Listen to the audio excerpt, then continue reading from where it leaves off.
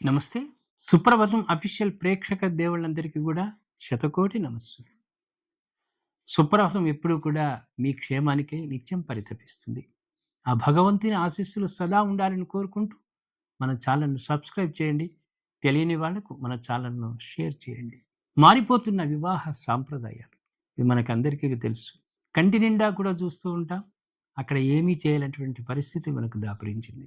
అసలు వివాహ సాంప్రదాయం భారతీయ సంస్కృతి సాంప్రదాయాల్లో వివాహానికి చాలా గొప్పనైనటువంటి సంస్కృతి ఉంది.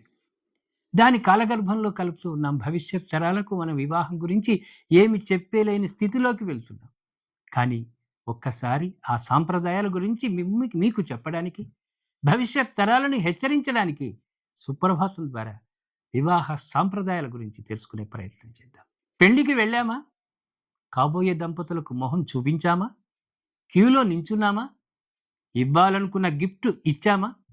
ఆ సమయంలో పెళ్లి వారికి దయ కలిగి ఒక ఫోటో అంటే, ఆ సమయంలో ఫోటోగ్రాఫర్ ఉంటే ఫోటో తీయించుకున్నామా? అవకాశం దొరికితే ప్లేట్లు పట్టుకొని ఒకళ్ళనొకళ్ళు తోసుకొని బఫే భోజనం చేశామా?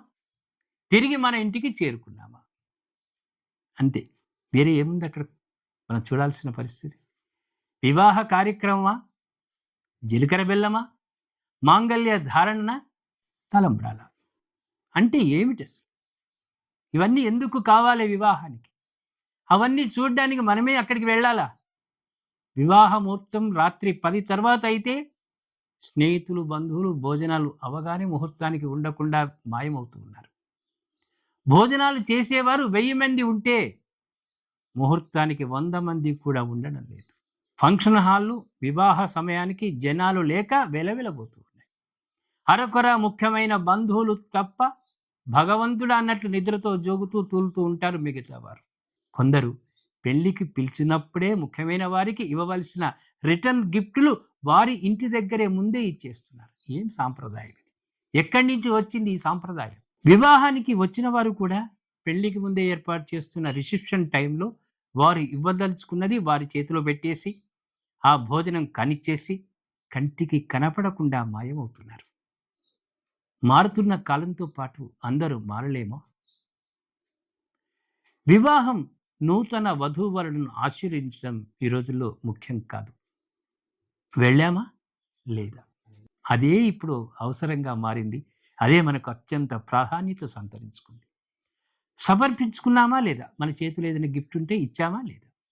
ఫోటోలో ఒక్కసారి క్లిక్ అయ్యి హాజరైనట్లు నిరూపించుకుంటే చాలు అనే స్థితికి దిగజారిపోయాం. ఈ మధ్యనే ఒక వివాహానికి వెళ్ళాను. వివాహం పూర్తి కాకుండానే జీలకర్ర బెల్లం తంతు పూర్తి కాగానే మాంగళ్య ధారణ కూడా జరపకుండానే ఎవరో తరుముకొస్తున్నట్లుగా కనీసం ఎవరు పిలవకుండానే అందరూ భోజనాలకు పరిగెత్తారు. అంటే నిత్యం మనం ఎక్కడ తినడం లేదా?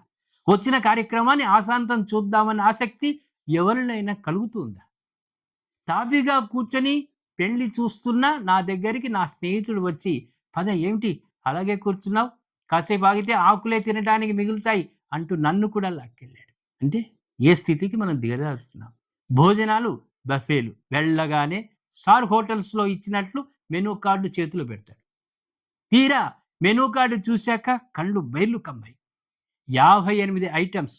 అందులో 8 రకాల స్వీట్స్, 3 ఫ్రై కూరలు, 3 మామూలు కూరలు, ఇంకా ఎన్నెన్నో రకాల విపరీతమైన వృధా జరిగింది. ఆబగా వడ్డించేసుకొని అలా పారేస్తుంటే తిండి కూడా సహించలేదు. ఏమవుతుంది? అన్నం పరబ్రహ్మ స్వరూపం అంటూ ఉన్నామే, నీ ఇంట్లో తినే ఆహారం మాత్రమే పరబ్రహ్మ స్వరూపం కాదు. వివాహాలకు ఎక్కడైనా ఫంక్షన్లకు పోతే అవసరమున్నంత వడ్డించుకొని తినడం అనేది గొప్పది. అన్నపూర్ణ కూడా ఆనందపడుతుంది. ఆ తల్లి కూడా ఆనందిస్తుంది. వివాహాల్లో ఇంత విపరీతమైన దుబారా అవసరమా? మీరు మమ్మల్ని మరింత ప్రోత్సహిస్తే, ఉత్సాహాన్ని అందిస్తే సుప్రభాతం ఉదయాన్నే నిద్ర లేపేదిగా కాదు, సమస్త హిందువుల హృదయాలను నిద్ర లేపేదిగా మారుస్తాం. ఆధ్యాత్మికతను అనంత విశ్వస్థాయికి చేరుస్తాం. ఆదరించండి, అభిమానించండి, సబ్స్క్రైబ్ చేసుకోండి, సబ్స్క్రైబ్ చేయించండి. అస్సు.